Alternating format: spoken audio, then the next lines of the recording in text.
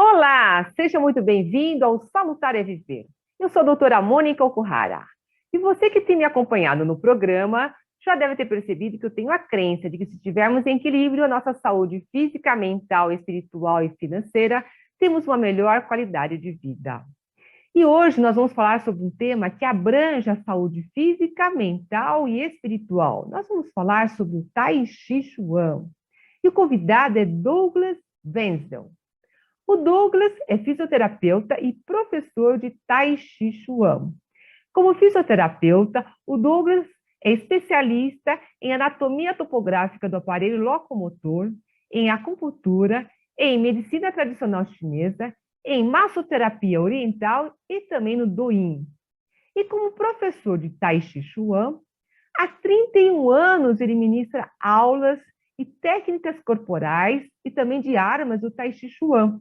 Além do que, ele ensina diferentes estilos do Tai Chi Chuan, também levando à prática de exercícios corporais que busquem o equilíbrio das polaridades Yin e Yang.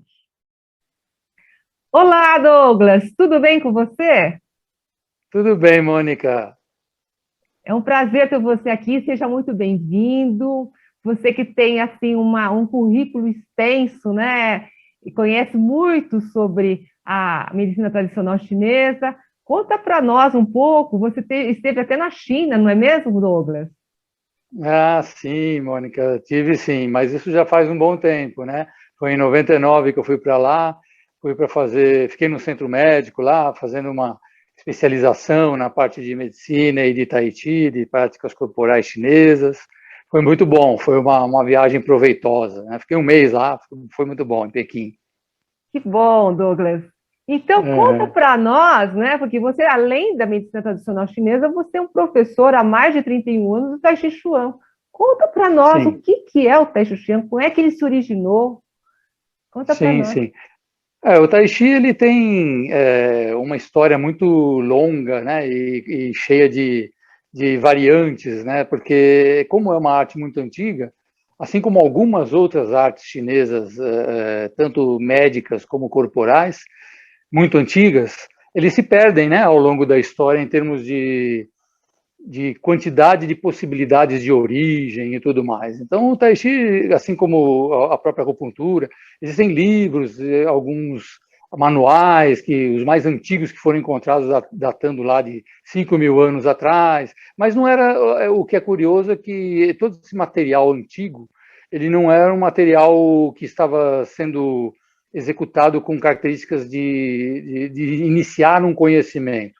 E sim, era um material que já trazia um conhecimento corrente, né? Então, o próprio livro do Imperador Amarelo já é um livro corrente, falando já de todos os detalhes que até hoje se fala da medicina chinesa, os livros de Tai Chi, alguma coisa de Tai Chi que existe também, antiga, tem várias possibilidades de pessoas que, foi esse, foi aquele ser lendário que criou, foi um outro, mas já se falava muito dos movimentos, dos exercícios também. Então, é uma história muito rica e ao mesmo tempo, por ser antiga, difícil de se dizer esta é a verdade, né? Tem várias vertentes, vamos dizer assim. E o Tai Chi Chuan, ele é uma das vertentes da medicina tradicional chinesa? O que ele é em Então, si? É. Mônica, a gente deve entender um pouco todo esse conhecimento chinês como uma coisa muito homogênea, vamos dizer assim, uma coisa muito conectada. Então, por ser muito antigo e por também a própria cultura chinesa trazer esse tipo de informação e de característica de uso de conhecimento, uma prática completa a outra, uma prática se conecta à outra.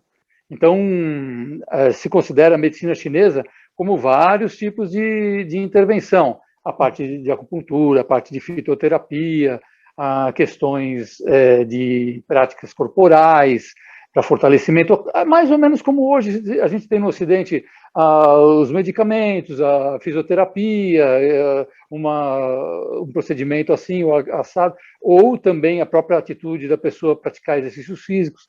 Então é mais ou menos, mas só que como uma coisa muito antiga, tudo se misturava e era normal que se conectasse tudo e tudo fosse um pacotão, né, de conhecimento.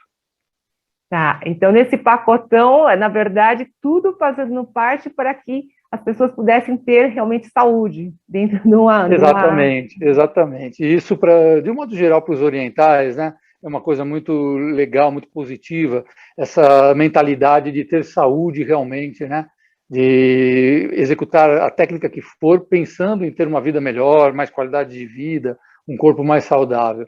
Então, com certeza, essa era a mentalidade, e daí vem aquela ideia de que quanto mais a pessoa é idosa e tem saúde, mais ela é respeitada, né?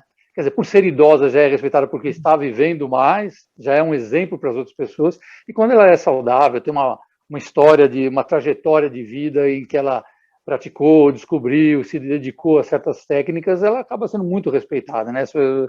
Isso é na China e em vários outros países no Oriente, né? Até, digamos que é talvez até um dos fundamentos orientais, né, em termos de pessoas serem mais respeitadas e realmente buscam uma longevidade é, não somente saudável, mas sustentável, né, buscam bem essa... Sustentável. Né? Vai muito a calhar com o que a gente busca hoje, né? O que está muito em voga nos dias de hoje em todo o planeta, né? As pessoas estão se informando mais, estão procurando ter atividades mais saudáveis, uma alimentação mais saudável, um monte de situações que se pensa realmente em algo realmente que faça bem para a pessoa, e não algo apenas superficial ou uma mera propaganda barata que né, possa se divulgar algo que seja uma mentira. Não, pessoas querem realmente algo que funcione, buscam isso, eu acho isso fantástico.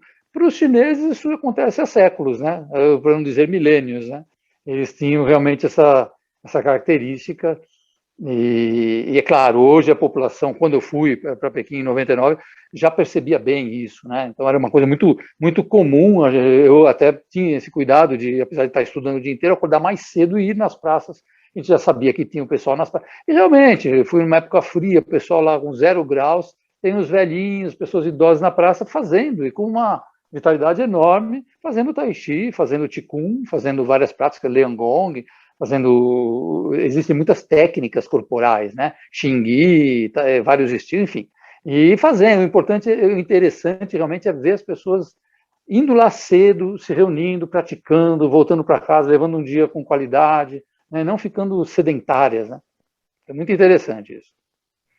Douglas, você disse isso, em relação ao Tai Chi, ele tem segue alguma fundamentação teórica ou uma filosofia, porque ao mesmo tempo você também coloca que leva ao autoconhecimento e também para esse equilíbrio, né, das polaridades yin e yang.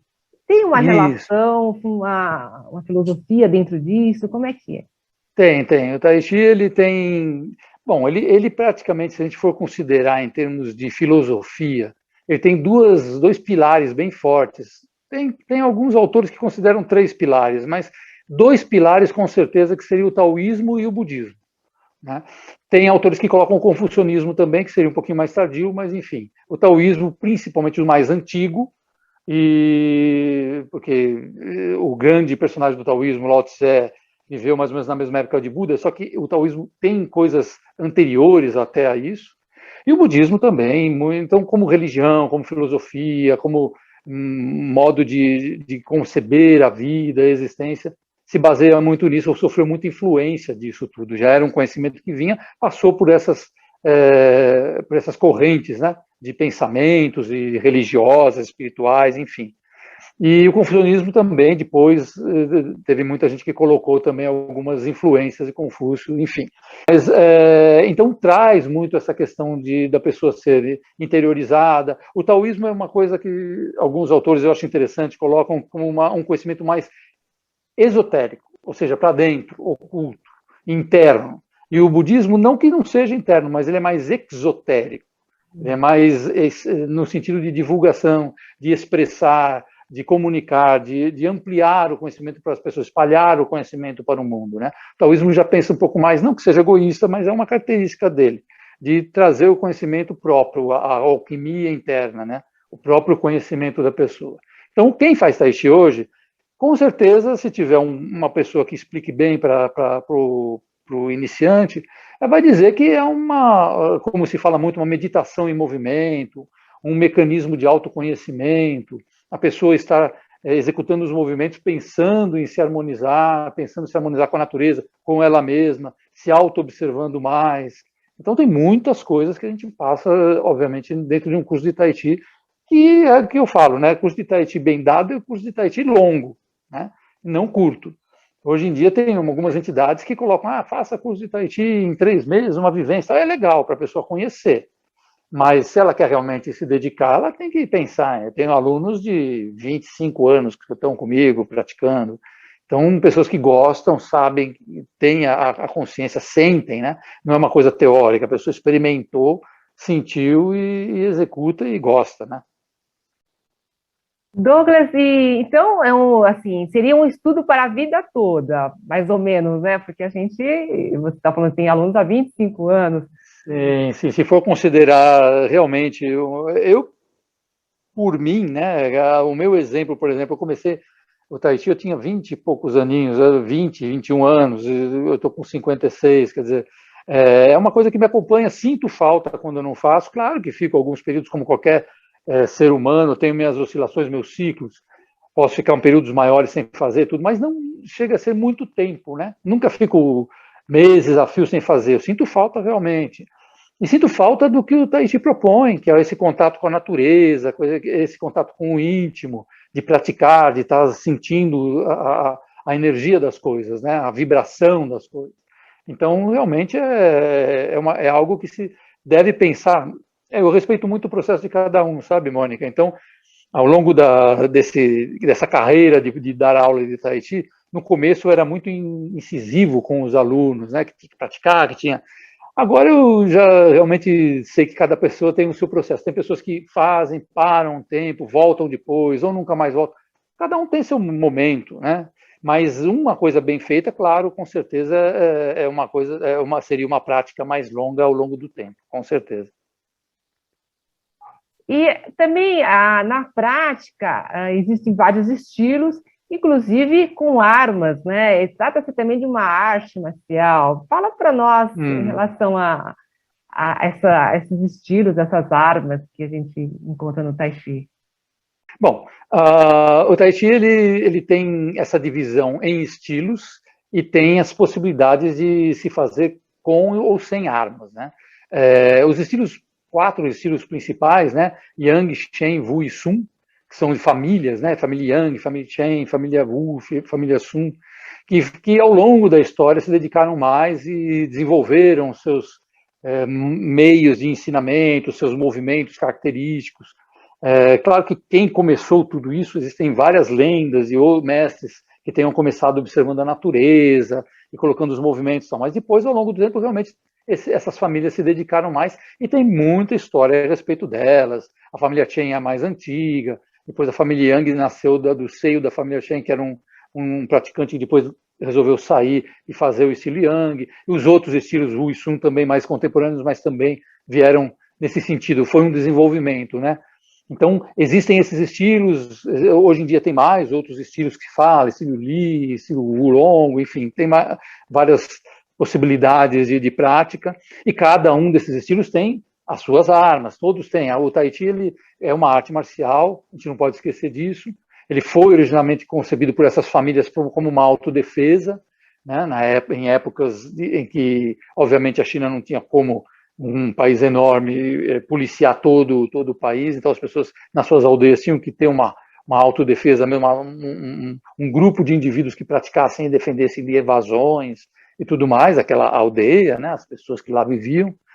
E ao longo do tempo, claro, foi se aperfeiçoando e foi se criando novos. Então é uma energia muito legal, né? A gente percebe que os estilos eles vão acontecendo e vão tendo subestilos, e é inevitável, porque muita gente praticando, é inevitável que se descubra mais coisas, que se aperfeiçoem mais movimentos, mais sequências.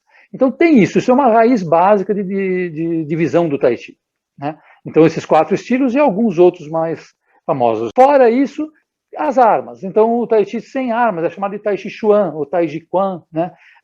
Tai Chi Chen, enfim, tem as pronúncias, né? Porque o chinês tem muita pronúncia diferente conforme a região. Mas, quando a gente coloca alguma arma, por ser uma arte marcial, a gente pode fazer com leque, pode fazer, por exemplo, tai chi com leque, tai chi shen, né? Tai chi com facão, que é aquele sabre, né, que a gente chama, é o tai chi dao, né? Tem o tai chi tien, que é o tai chi com espada, tem o tai chi chuan, que é com a lança, tem várias, né, com bastão, tai chi kung. Então, existe, né? Assim como o Kung Fu, que é uma outra vertente marcial forte chinesa, que usa muito as armas, é mais famosa por usar armas, né? Mas também tem formas sem armas, né? Tem sequências de treino sem armas. Tai Chi também, da mesma forma, segue. A diferença para o Kung Fu é que o Tai Chi é mais coordenação, tem um ritmo mais lento, e o Kung Fu já é mais rápido. Então, geralmente, a moçada, a criançada gosta de Kung Fu mais, né? Mas o Tai Chi é mais saudável, não vou dizer que ele é mais saudável, eu vou comprar briga com quem é do Kung Fu, porque o Kung Fu também é outra arte maravilhosa. Depende muito de como é passado e como é treinado. É o que eu falo muito, quando a pessoa vai pensar só em se mostrar ou competir e ganhar a qualquer custo, isso não é uma boa energia, eu não considero, em qualquer situação, até no Tai Chi. Mas ambas têm uma estrutura muito parecida. E você fala que, lógico, são saudáveis essas artes marciais, essas práticas, né? E trazem muitos benefícios. Pode ser executado, praticado por qualquer pessoa, qualquer idade, ou tem restrições físicas que as pessoas não podem, ou até mentais que elas não possam exercer ou executar, né, o Tai Chi. Como é que é isso? Sim, sim. O Tai Chi tem essa abrangência muito grande, né? Primeiro é a questão da adaptabilidade que existe na estrutura dos movimentos, né? Então, existe um movimento que o indivíduo faz lá, um chute, vamos supor. Se ele é jovem, ele quer chutar, pôr o pé lá no alto, e ele tem condição disso, ele pode. Se existe uma pessoa idosa que tem lá uma artrite, que tem um problema de desgaste articular, tem dores na perna, e vai fazer o mesmo chute, ele pode fazer baixo, do jeito que ele possa conseguir, adaptável à realidade dele. Isso não é erro, né? Isso não pode ser considerado como erro, isso é considerado como um movimento sendo feito na proporção, na amplitude de movimento em que a pessoa tem a condição. Então, isso é muito legal, isso abre o leque para tudo, né? Para um indivíduo que seja idoso, para um indivíduo que tem alguma deficiência. Hoje tem alguns mestres que eu também já dou aula para algumas pessoas que têm alguns problemas mesmo físicos, sentado. Então a gente adapta um tai chi sentado. Existe um exercício chamado tai chi sentado, mas não estou querendo dizer isso. Mas é tai chi numa cadeira, adaptado, a pessoa tem uma mobilidade reduzida, a locomoção dela está prejudicada, então ela vai fazer exercícios, vai fazer uma adaptação ao jeito dela, né? E faz, e tem como fazer, né? Então a gente diz que, brincando, que a gente tem que soltar a pipa conforme o vento, né? Então, conforme o aluno tem a condição, ele pode fazer mais ou menos, e isso, claro, vai da nossa sensibilidade e da nossa capacidade de adaptar os exercícios, as técnicas, as práticas para todos, né? Existem alguns mestres chineses na Austrália, eu já andei vendo alguns mestres na China, obviamente, que já estão assim convertendo algumas sequências oficiais de Tai Chi, né, do governo chinês, em sequências sentado na cadeira, para pessoas que são cadeirantes, pessoas que têm Parkinson, pessoas que, enfim, que têm alguma dificuldade já e que gostam e desejam fazer, né? Mas mesmo assim, isso do Tai Chi, a gente fala do Tai Chi como sequência, mas o Qigong, que é um outro termo também que é muito importante no universo do Tai Chi e das artes marciais, não é arte marcial, mas são os exercícios. E existem muitos Qigongs sendo feitos também adaptados às pessoas, né? Então, isso é muito legal, eu acho que isso é fantástico, isso tem que ser realmente divulgado, né? Porque às vezes a pessoa vai começar a fazer Tai Chi, tem aquela dificuldade, ou olha, acha que não vai conseguir. Não, tem que experimentar, tentar fazer, dá para fazer. E é importante o que você está dizendo, porque essa prática sentada também, como o Tai Chi não é apenas os exercícios corporais, a prática corporal, como você bem disse antes, e também leva ao autoconhecimento, à autopercepção, a pessoa que ela está sentada com alguma impossibilidade, ela realmente ela se sente mais inserida e também, né, ela se sente possibilitada a desenvolver outras condições que o Tai Chi fornece, não é? Que proporciona para ela. Isso é Com formidável, né? certeza. Com certeza, Mônica. O que eu faço questão sempre para o aluno, principalmente o aluno iniciante, eu faço questão de deixá-lo à vontade, de quebrar todos os pré-julgamentos que ele tenha, porque às vezes a pessoa já é assim, né? Ela é muito perfeccionista, ela é muito exigente consigo mesma, e às vezes ela desiste de fazer as coisas porque ela, nessa atitude, vê uma sequência de movimentos um pouco mais complexas e tem dificuldade, ela já acha que não vai ser capaz, né? Muita gente cai muito nessa arapuca, né? Interna, né? Psíquica. E isso é terrível, né? Então a pessoa tem que estar calma, né? Se dar o direito, se dar a possibilidade de aprender e não ter pressa. Isso é outra coisa importantíssima, né? É importante não ter pressa. Muitas vezes um aluno, por exemplo, novo, chega num grupo mais antigo, as pessoas que estão fazendo há mais tempo comigo já automaticamente entendem isso, porque eu já explico demais, falo demais isso. Então, da parte do grupo, a pessoa nunca vai ser rejeitada. Todo mundo vai adorar refazer, porque é importante refazer, é importante cultivar essa energia. E a pessoa que entra tem que entender que ela está sendo abraçada. E ela está sendo. Ela vai ter todas as condições, não vai ter aquela coisa, estou sentindo que estou atrapalhando o grupo. Essa famosa frase interna, que muitas vezes não é nem falada, a pessoa tem. Então ela tem que quebrar isso, né? Ela tem que se abrir e aos pouquinhos se adaptando. Ninguém vai. Correções vão haver, como qualquer aula, a gente faz, tem a parte técnica, tudo, mas a pessoa tem que se sentir bem, tranquila, né? O cúmulo, o fim da picada é alguém ser rejeitado, né? Como eu ouço, às vezes, muitas vezes, algum aluno fala, não, mas eu fui fazer com fulano e ele disse que eu não servia para fazer Tai Chi. Isso é o pior crime que um professor pode fazer com um aluno, né? Chegar e falar para ele que ele não tem condição, ele pode ter dificuldade, mas se a pessoa que vai passar não ter a paciência, ela já não está nem entendendo os princípios básicos do Tai Chi, né? Então é mais ou menos por aí que funciona. Exatamente, é isso que faz a gente pensar, porque tem muito a ver com a energia do professor, do mestre, né? O conhecimento, a energia, a Sim, paciência. sim. Que o Com conhecimento, certeza. ele é passado, ele é transmitido. Então, ele é transmitido do mestre, né, do professor, para os seus alunos. Não é algo que você aprende lendo livro, alguma coisa, né, É, veja como fazer e faça você mesmo, né? Algo é, que precisa ser interação, né? Mônica, eu costumo dizer que o Tai Chi é um conhecimento vivo, né? É como uma planta.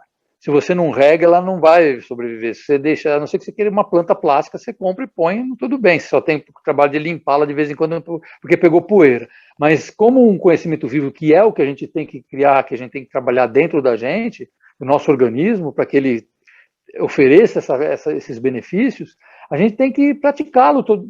Não precisa ser todo dia, mas tem que praticá-lo frequentemente. Se a gente fica muito tempo sem fazer, a gente começa a esquecer, porque ele é enrolado mesmo, ele tem muitas coordenações, muitos movimentos espiralados, circulares, consecutivos, simétricos, simultâneos, enfim, tem muita coisa que acontece. Mas se a pessoa começa a praticar e ela tem a paciência, ela vai começando a se sentir bem naquilo. O corpo vai reconhecendo aquilo. E ela vai, aos pouquinhos, melhorando cada vez mais. Por isso que é muito vivo. A pessoa precisa cultivar aquilo e ela tem todo o direito, em determinado tempo, de melhorar aquilo. Se ela realmente pratica muito, ela vai descobrir, o corpo dela vai descobrir maneiras mais harmoniosas ainda de fazer. Por isso que vai havendo os estilos, vai havendo as mudanças ao longo do tempo. É inevitável, né? Porque muita gente praticando e isso vai acontecendo, né? Douglas, agora sim, com a pandemia, foi Uhum. possível, está sendo possível também fazer aulas online com o Tai Chi? Isso é uma questão.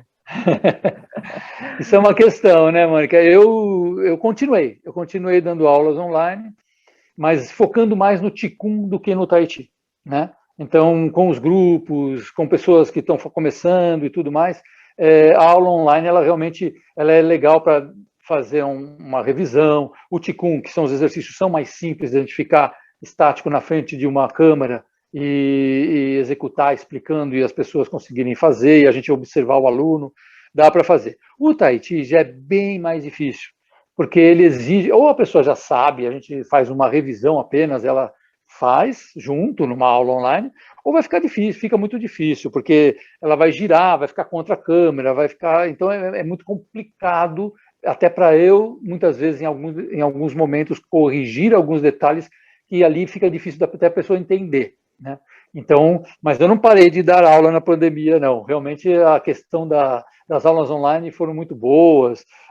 Também eu gravei vários vídeos no YouTube, num canal que eu abri e vendia para os alunos para reforçar. Então a pessoa pode ver a hora que ela quer, ver quero aula disso, aula daquilo, tem isso, tem. Então foi um período de trabalho intenso, muito bom, adaptado aos novos momentos.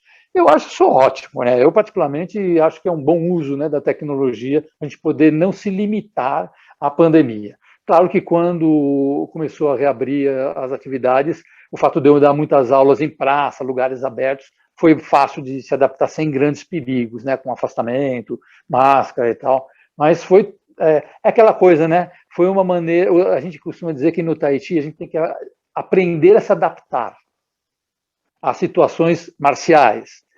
A pandemia foi um ótimo trabalho de adaptação, né? A gente colocou os aprendizados do Tahiti muito em prática, mas eu diria que foram bem sucedidos. Que bom, Douglas. Realmente acho que a gente está se adaptando a tudo, né? Com a pandemia, Sim, aprendemos sim. quem tem mais condições de se adaptar, está sobrevivendo melhor a essa pandemia. É verdade, com certeza.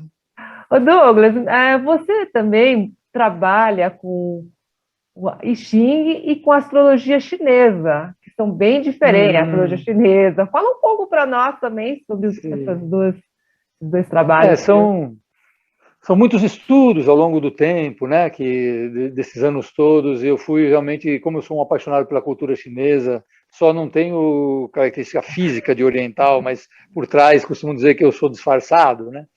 Mas eu, assim, com relação ao I Ching, eu sempre tive muita afinidade, ele é um oráculo, né? Mas longe de ser adivinhação, que números que eu vou jogar na loteria para ganhar, assim, não tem nada a ver, é uma coisa muito focada no autoconhecimento, então, em orientações para a pessoa ser uma pessoa melhor. O Xing, a grosso modo, é isso, tem várias maneiras de se jogar, e eu gosto muito, particularmente, eu uso muitas varetas e tal.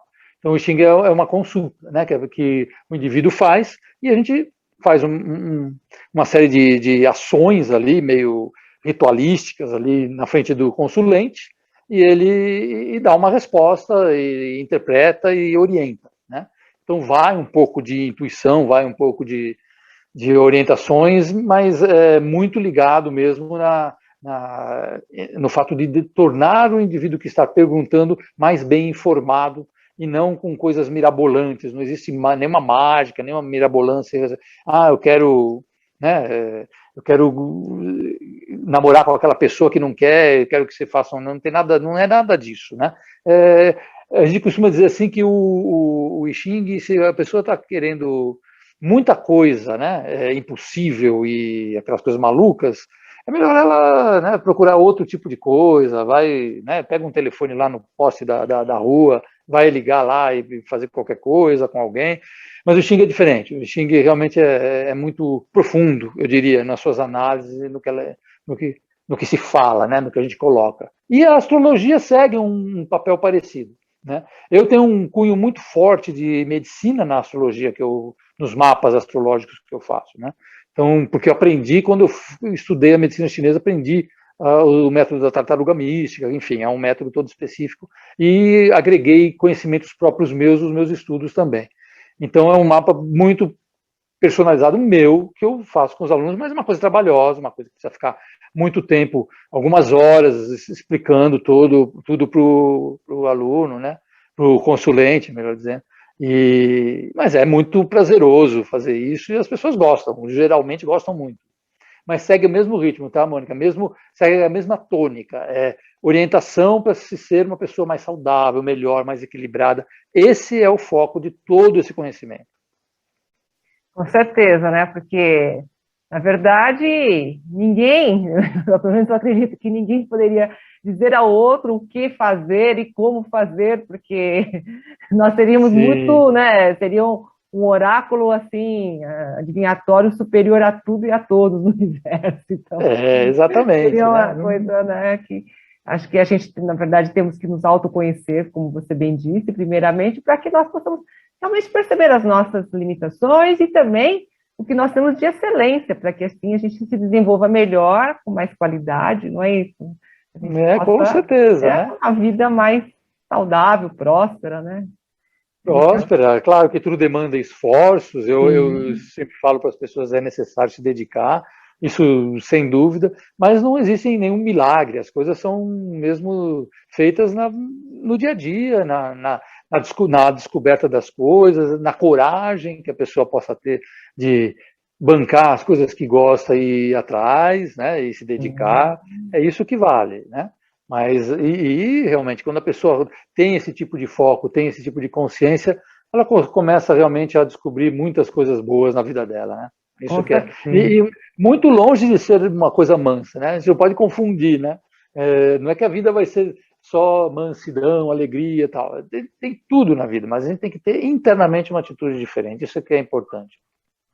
Com certeza. Eu costumo comentar com meus pacientes, né, no consultório odontológico, que para nós, quando às vezes eles procuram porque querem algo melhor na sua vida, na sua saúde bucal, é exatamente isso. As pessoas têm que ir em busca, mas também tem que fazer a sua parte, não é? Tem que cuidar. Porque às Fundamental, vezes né? querem um Fundamental. milagre ali do sorriso bonito, mas também quando chega na hora da higiene, dos cuidados, a pessoa negligencia. Então é Exato, importante, cada um exato. tem que fazer a sua parte em todos os aspectos, né? Porque nada é nos Precisa. dado assim, né? De mãos beijadas.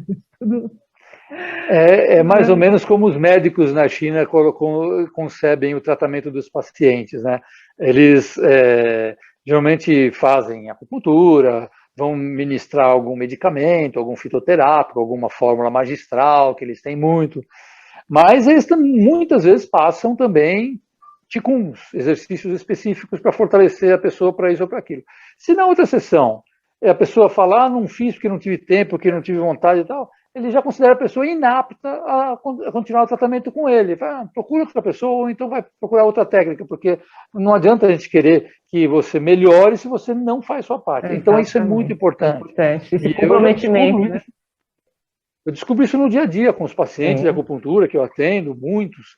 Eu sou muito chinês mesmo com eles. Eu falo, gente, você está com um problema na sua coluna. Se você não tomar cuidados, tudo que vai ser feito para te pôr em pé, para te fazer bem, vai estar indo e vindo o tempo inteiro, se você não faz o seu papel. Então, é para a vida inteira, precisa fazer, você tem que tomar essa consciência, senão você vai ser reprovado. E não vou ser eu que vou te reprovar, o seu corpo te reprova. É isso, É isso né? aí. Douglas, eu quero te agradecer, porque você trouxe aqui muitas informações aqui que, com certeza, são de grande valor para o nosso público. E eu estou aqui deixando os meus contatos, vou deixar também os contatos das redes sociais do Douglas. E você que tiver interesse, quer conhecer mais, eu tenho certeza que o Douglas vai poder, como professor há mais de 31 anos, com certeza vai esclarecer, poder dar aulas para você, e também como fisioterapeuta te atender dentro toda essa visão da medicina tradicional chinesa. Muito obrigada, Douglas. De nada, prazer falar com você nesse canal, muito bom essas iniciativas, parabéns, Mônica, e é isso, vamos em frente. E você fique conosco no nosso próximo programa. Tchau, tchau!